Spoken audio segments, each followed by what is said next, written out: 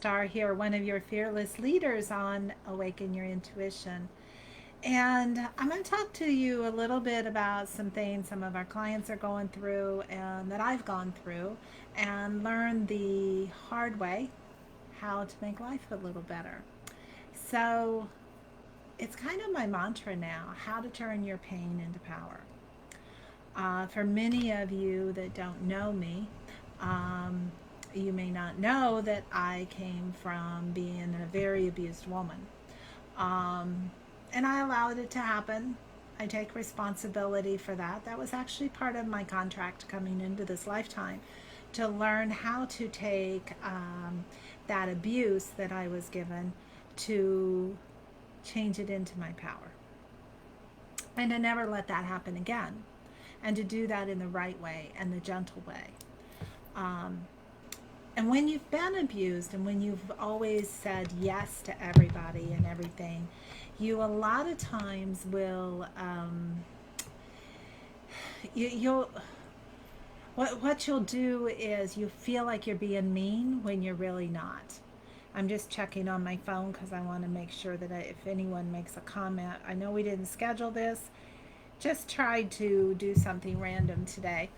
Um, so basically, what happens is when you've gone through a really terrible experience, you learn how to be stronger than you ever thought you could be. Oops, I turned that the wrong way. I hate it when my chair's not lined up right. Um, so you learn how strong you really are. There was a time in my life I had to do something that was so traumatic I couldn't even talk about it for a couple of years. And it was to protect my children. And it's, I know at that time I realized I could do anything I needed to do. Um, so you learn how to be strong by having challenges come your way. And you learn how to rise above things by not being over dramatic about it, not going into your victimhood, but stepping into power. And an example of that, I was very blessed. You know, as some of you know, that I was raised in Africa. So I was very blessed by, um, and hi, Julie from New York. Thanks for joining us. Um, my dad always had a great attitude, and he was always about adventures. He's the one that taught me about the fairies and the world of your imagination, even though he was a very right wing minister. So, what I remember vividly, driving to town from our mission site, which was in the middle of nowhere, and I mean that. The people there had never seen um, Americans before, and they had never seen. Some of them didn't speak English, of course. Why would they? Um, so what happened is we're in this isolated mission place, driving to a civilized town. I call it civilized, um, and it was like 300 miles. This was an all-day trip, and my mom always packed food. There's three of us kids, and we got a flat tire. Now we're in sandy bush country, wild animals around, you know, no people. And then what happened is with the flat tire, now my dad could have gotten mad. He could have thrown things. He could have yelled. He could have gotten frustrated. But he's like, oh, we're having a picnic. It's going to be adventure time. And I still remember the taste of the boiled eggs that my mom had brought along. How she kept them cool, I don't know. But we had boiled eggs on our picnic. And it was wonderful. And all the time, he always taught us, it's all about your attitude. Is it going to be an adventure, or is it going to be an inconvenience? And right now, guys, we're in Mercury retrograde. And the way I found to make it a little easier to deal with, to make it an adventure, is just laugh. I mean, the not understanding each other, lack of communication or clarity in communication goes down during Mercury retrograde. Uh, Computer snafus, whatever. But it is our time to kind of chill out, relax. Good time to study, good time to learn new things. Um, so, Mercury retrograde can work for you if you have the right attitude. So I was just speaking to one of our wonderful students in our 12-week course, and she was saying how Mercury retrograde should just be like a freaking psycho is what she said. And now that she understands how to work with Mercury retrograde, she enjoys it, and it comes back to her in a really good way. So another thing to realize as you're going through some of these challenges in life, that's part of why you're here. And if you can remember to give gratitude towards those that did things to you that caused that trauma, so you don't have to ever go through it again, so you learned the lesson, so you can be grateful to them, that is a beautiful way to go beyond forgiveness and get into your power.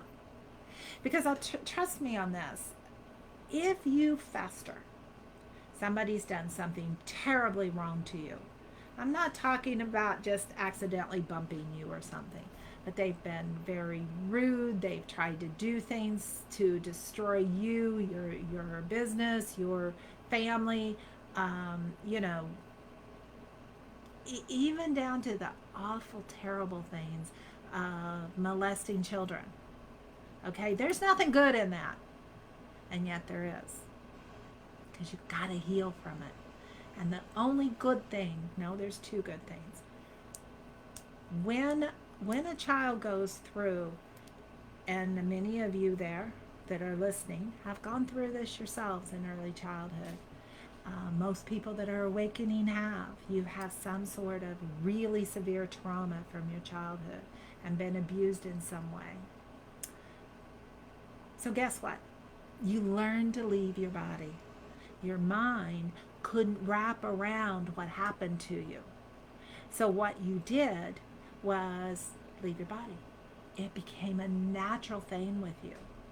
And so you may have been like I was growing up, where people would say, oh, she's just in the clouds somewhere. She's somewhere else. We don't even know who she is. I don't even know she's part of the family. Which, you know, for me personally, I was born in an orphanage. My parents were actually working in an orphanage, getting ready to go to Africa. So working at this Christian orphanage. And so, you know, they say, oh, you don't seem like you're part of the family. What, did you pick me up at that orphanage? But I act like my mom, I act like my dad, and I look like my mom, so they can't deny it. So, oh, Sheila's on, and Ricky, thanks you guys for tuning in. And so, oh gosh, I lost my train of thought. But the other good thing about okay, so you got natural psychic abilities because you learn to leave your body when you've been abused. And then you learn how to turn it into power. You know, I was a doormat for my ex-husband, the kid's dad. I was never a doormat again because I learned from that. So I can go in gratitude to him. I don't say it to his face because it would create a whole nother opening that wouldn't be positive. But I can write him a letter and bury the letter, or I can to say it aloud to him energetically. Thank you for being abusive. Thank you for treating me like I was a doormat and I wasn't worth anything, and that nothing I said was important, and that I wasn't pretty and nobody would like me. Thank you for that. I never have to go through that again, and I don't have to have people like that in my life ever again. So that's a way that you are able to free. And many of you that are going through your awakening, you signed up for some really powerful stuff. I was talking to one of our students the other day, and she goes, I don't know what I was thinking. when I signed up for this in heaven. It's just like too much. And she goes, I think I was on drugs or something. Like, yeah, I've often thought that too. You know, we get excited when we're on the other side and we're kind of bored over there. So we're like, oh, let's reincarnate into heaven or to earth. And which some people could call hell. But let's go there. Let's go play a game. And this is the game of life. And let's have an adventure. And how about I get born by to parents that don't know how to take care of children and they're going to abuse me, and then I'm going to learn some negative patterns, and I'm going to pick some negative guys in my life to create those patterns over and over again, and then finally I'm going to break free and I'm going to heal from all that. Like, what the heck was I thinking? But guess what? You come out stronger. You come out more powerful than ever before. So it is a process of learning how to turn all that pain into your power. So start with writing a letter to those people that have really hurt you. And it's not a letter to excuse them, because they're not excused from it. It's to excuse yourself. Because if you hold on to that and you fester it, it will go deep into your core. And it will eventually manifest in an illness or disease in your body. And you've got things to do. So, hey, how you guys like my, oh, it's over here, my little, over there. It's a backward mirror thing. The little duck over there. Isn't that cute? It's totally off the subject, but not, because part of what we do with turning our pain into our power is learn to laugh. Learn to enjoy life. I have to show it to you. It's too cute for words. Oh, wait a minute. He is over here. Let me grab it. Okay, so I gotta grab him slowly. This is a present for Neo. Neo, Dana's little guy, is gonna be a year old on Friday, and isn't this the cutest thing? And then you can pull him up by the head. Or the...